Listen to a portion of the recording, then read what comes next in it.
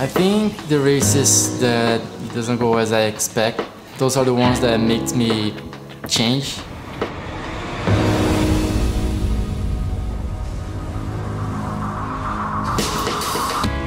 Kona was one of those races, and I spent almost 4 hours on the marathon.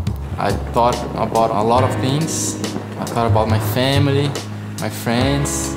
I know they support me if I win races, if I lose races, if I quit or don't.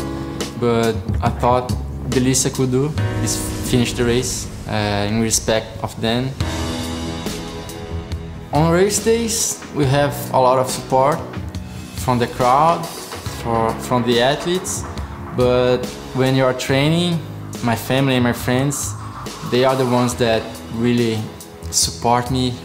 They know what we've been through to training.